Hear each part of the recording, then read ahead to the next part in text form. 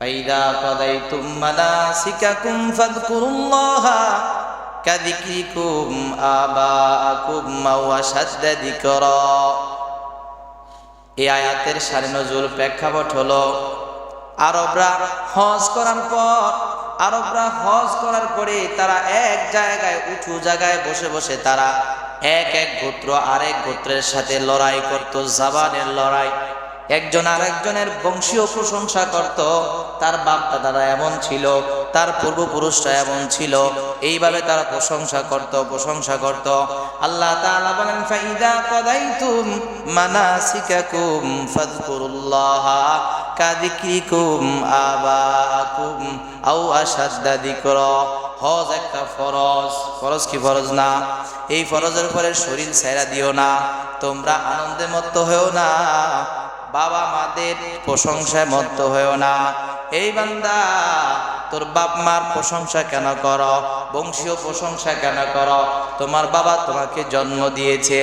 আমি আল্লাহ যদি তোমার দিকে রহমতের দৃষ্টিতে না তাকাইতাম, আমি যদি রূহ তোমার ভিতরে না দিতাম, তোমার বাবার ক্ষমতা নাই তোমাকে মার গর্ভ থেকে আনা। কথা বলেন ঠিক কিনা? ফাইদা কাদাইতুম মানাসিকাকুম কাযিকরিকুম আবাআকুম, তোমাদের বাপ দাদাদের স্মরণ যেভাবে করো এর চাইতে বেশি, আও আশাদ্দা যিকরা, এর চাইতে বেশি স্মরণ আমি আল্লাহ তাআলাকে করো। তোমার বাপ তোমাকে জন্ম দেয়, আর আমি আল্লাহ তাআলা সব উপকরণ দিয়ে আমি আল্লাহ তাআলা তোমাকে বানাইছি ইবাদত করবা।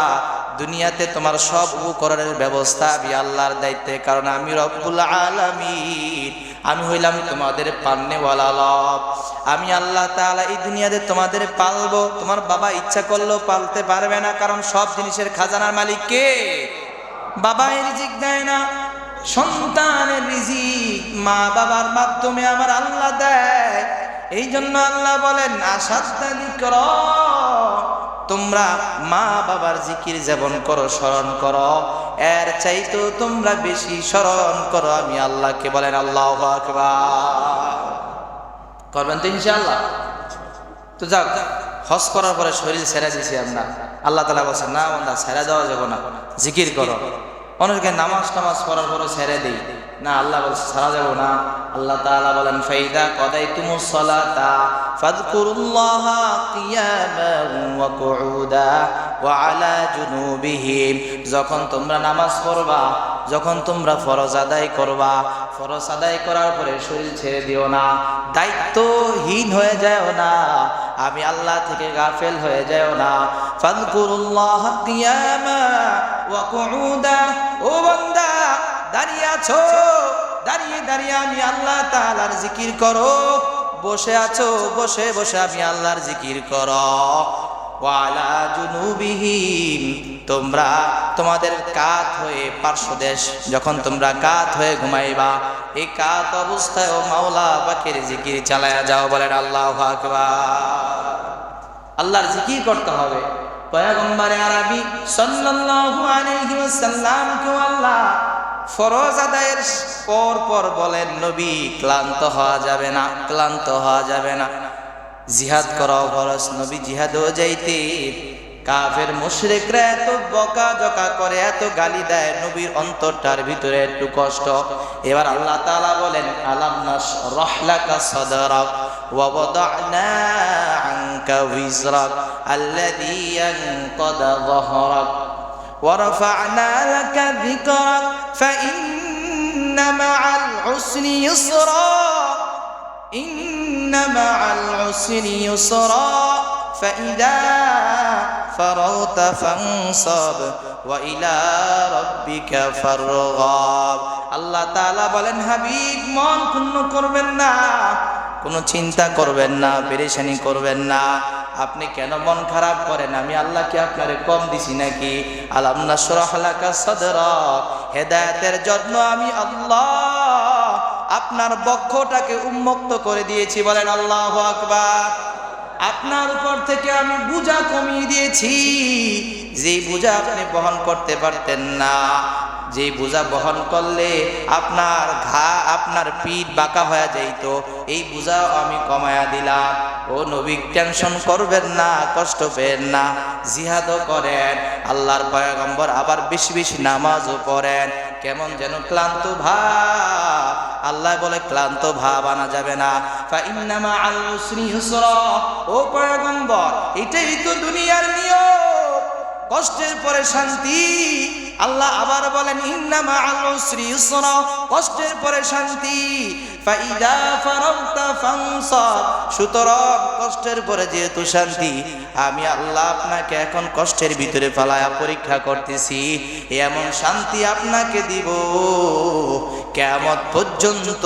ওয়ারফা'না লাকা যিকরা, আপনার মর্যাদা এত বাড়ায়া দিমু পয়গম্বর, কিয়ামত পর্যন্ত যত মানুষ আপনার নাম শুনবে সাল্লাল্লাহু আলাইহি ওয়াসাল্লাম পড়াটা ওয়াজিব করে দিব। বলেন আল্লাহু আকবার। আমার পয়গম্বরকে সান্ত্বনা দিয়ে আল্লাহ তাআলা বললেন ফাইদা ফারাগতা ফানসাব ওয়া ইলা রাব্বিকা ফারগাব, যখন অবসর হইবেন মূল ইবাদত থেকে, ফরজ ইবাদত থেকে, এরপরে আপনি কঠিন পরিশ্রমে নেমে যান, নফল ইবাদতের ভিতরে নেমে যান, জিকিরের ভিতরে লাগিয়ে যান।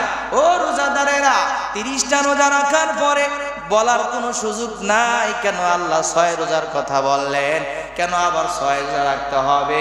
বলে ওই 30টা রোজা রাখার কারণ হলো সারা বছর যেন বান্দা রোজা রাখার একটা অভ্যাস হয়ে যায়। কথা বলেন ঠিক কিনা? 6 রোজা রাখবেন তো ইনশাআল্লাহ? এই 6 রোজা শুধু রাখলে হবে না, আবার প্রত্যেক সপ্তাহে 2টা রোজা আছে না? পয়গম্বর আরবি সাল্লাল্লাহু আলাইহি ওয়াসাল্লাম বলেন ফিহি উলিদতু ওয়া ফিহি উনজিলা আলাইয়া, আমি কেন বৃহস্পতিবারে, সোমবারে এবং বৃহস্পতিবারে রোজা রাখি? এর কারণ হলো 2টা। কারণ এই সোমবারে আল্লাহ আমাকে দুনিয়াতে পাঠাইছেন, আর বৃহস্পতিবার সোমবারে আমাকে দুনিয়াতে পাঠাইছেন, আবার এই সোমবারে আমাকে আল্লাহ তাআলা ওহী দান করেছেন। বলেন আল্লাহু আকবার। হেরা গুহার প্রথম ওহী সোমবারে। এই জন্য আমি সোমবারে রোজা রাখতে মহাব্বত করি, সোমবারে রোজা রাখতে পছন্দ করি। বৃহস্পতিবারের কথা কেন আসছে? অন্য হাদিসের মধ্যে আসছে সোমবারে আর বৃহস্পতিবারে বান্দার সাপ্তাহিক আমলনামা উপরে উঠানো হয়, আল্লাহর দরবারে উঠানো হয়। ফাআহাব্বু আন ইউরফা আমালি ওয়া আনা সাইম, পয়গম্বর বলে আমি ভালোবাসি, মহাব্বত করি আমার আমলগুলো যেন রোজা অবস্থায় মাওলা পাকের দরবারে ওঠে। বলেন আল্লাহু আকবার। এই জন্য সাপ্তাহিক এই 2টা রোজা রাখবেন তো ইনশাআল্লাহ? আইয়ামে বীজের রোজা প্রত্যেক মাসে 13, 14, 15 এই রোজাগুলো রাখবেন তো ইনশাআল্লাহ? এগুলো যদি রাখেন তাহলে বোঝা গেল যে রমজানটা কাজে লাগছে। আর যদি না রাখেন তাহলে বোঝা গেল অন্তত চেষ্টা করবেন। এরপরে যদি মাঝে মাঝে ছুটে যায়, শাওয়াল তো রাখার চেষ্টাই করবো আমরা ইনশাআল্লাহ, শতভাগ চেষ্টা করবো। কারণ তুকমিলুল ইদ্দাতা, আল্লাহ বলছে গণনা পূর্ণ করো। তা আল্লাহ পূর্ণ করলো কিন্তু আমরা পূর্ণ করলাম না, তাহলে কিন্তু সওয়াব পাওয়া যাবে না। শাওয়ালটা আমাদের রাখতেই হবে, কথাটা বলাটাও ঠিক না, কারণ যেহেতু নফল। কিন্তু সওয়াবের দিক থেকে, মর্যাদার দিকে তাকাইলে বলতে হয় রাখতেই হবে। কথা কি বুঝতে পারছেন? এই জন্য আল্লাহ পাক রব্বুল আলামিন আমাদেরকে হেদায়েত দিয়েছেন। আল্লাহ তাআলা আমাদের বক্ষকে আল্লাহ তাআলা ইসলাম গ্রহণের জন্য কবুল করেছেন। এগুলো শুকরিয়া আমাদেরকে আদায় করতে হবে। আল্লাহ পাক রব্বুল আলামিনের কাছে বেশি বেশি কান্না করতে হবে, রোনাজারি করতে হবে, তৌফিক আল্লাহ তাআলার কাছে বেশি বেশি চেতে হবে। কারণ তৌফিক হচ্ছে এমন একটা জিনিস, তৌফিক সে হোতি হে ये नेमत की खजीना, हर मर्द की ताकत की आवर है निशाना। तौफिक যদি আল্লাহ বান্দাকে না দেন, কোন বান্দা ইবাদত করার কোনো সুযোগ। আর তৌফিক যে দিবেন, তৌফিকের তলব আপনার মধ্যে থাকতে হবে।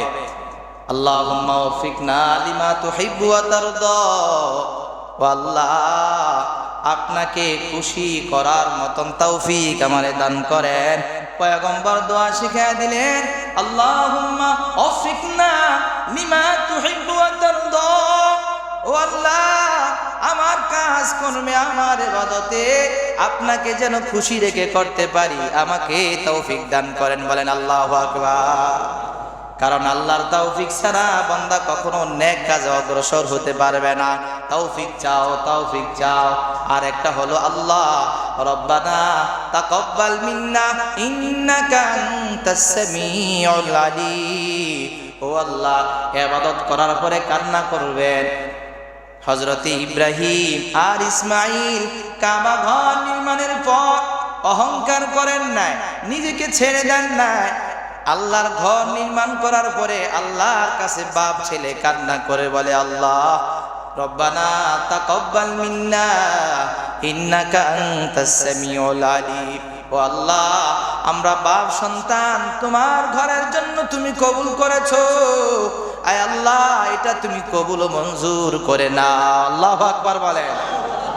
ইবাদত করে অহংকার করা যাবে না। ইবাদত করে যদি অহংকার চলে আসে, আমি বড় আবেদ, আমি বড় নামাজি, আমি বড় রোজা রাখনেওয়ালা, আমি বড় যাকাত দেনেওয়ালা, সব ইবাদত বলে শুকনো লাকড়িকে যেরকম আগুন খেয়ে ফেলে, যেই বান্দা ইবাদতের উপরে অহংকার আসবে তার ইবাদতগুলো ধ্বংস হয়ে যাবে। এজন্য কোনো ইবাদত করে অহংকার করা যাবে না, অহংকার করার সুযোগ নাই। কারণ অহংকার হচ্ছে আল কিবরিয়া উরিদাই। আল্লাহ তাআলা বলেন অহংকার হলো আমি আল্লাহর গায়ের চাদর। অহংকার করিয়া কেউ তোমরা আমার গায়ের চাদর নিয়ে টানাটানি করিও না। রে বেঈমান, আমার গায়ের চাদর নিয়ে টানাটানি করে কোনো লাভ হবে না, বরঞ্চ গুমরাহির ভিতরে নিপতিত হইয়া তোমরা পথভ্রষ্ট হইয়া ধ্বংস হয়ে যাইবা। আমি আল্লাহর কোনো ক্ষতি হবে না। কথা বলেন ঠিক কিনা? অহংকার যত ইবাদত আমরা করি না কেন, এই অহংকারে কিন্তু আমাদের সব ইবাদত নষ্ট করে দেয়। এই তাফসীরের ভিতরে লেখছে ওরা যখন এভাবে ইবাদত করতো, হজ করতো, হজ করার পরে এবার প্রশংসায় তারা মেতে উঠতো, এটা একটা অহংকারের পরিচয়। এই জন্য আল্লাহ তাআলা নিষেধ করে দিলেন, খবরদার ইবাদত করছো, কইরা ফেলছো, একেবারে আল্লাহর কাছে চলে গেছো গা, এভাবে তোমরা উল্লাস করো না, তোমরা বরঞ্চ আমি আল্লাহ তাআলার জিকির আরো বাড়ায়া দাও। সুবহানাল্লাহ। যেন অহংকার করা যাবে না। আল্লাহ তাআলা অহংকারকে এত ঘৃণা করেন, অপছন্দ করেন। মানুষ যত নম্র হবে আল্লাহ তাআলার রহমত তার দিকে বেয়ে বেয়ে আসবে। সুবহানাল্লাহ বলেন। মান তাওয়াজা লিল্লাহ রাফাআহুল্লাহ।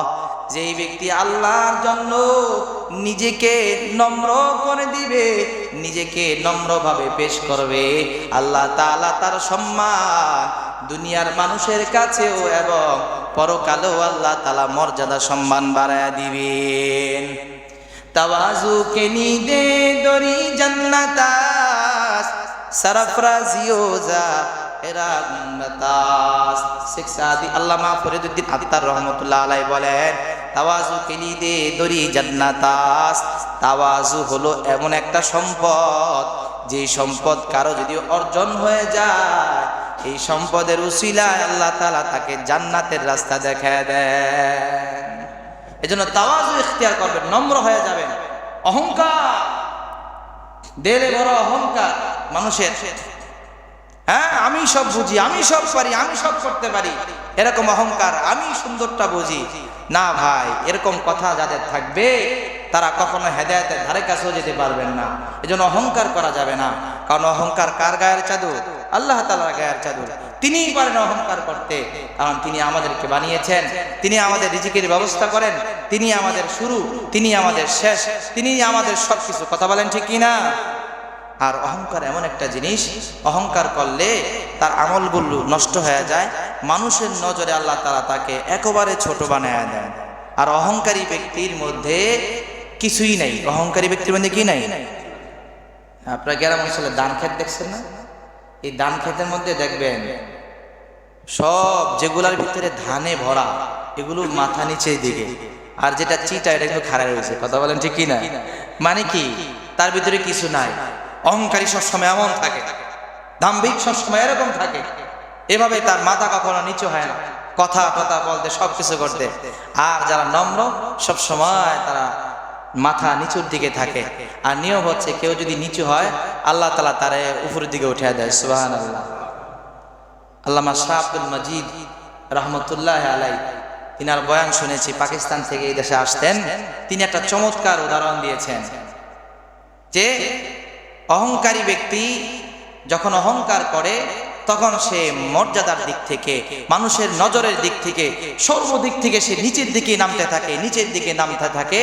আর যারা নম্র হবে সর্বদিক থেকে মানুষের নজরে এবং দুনিয়া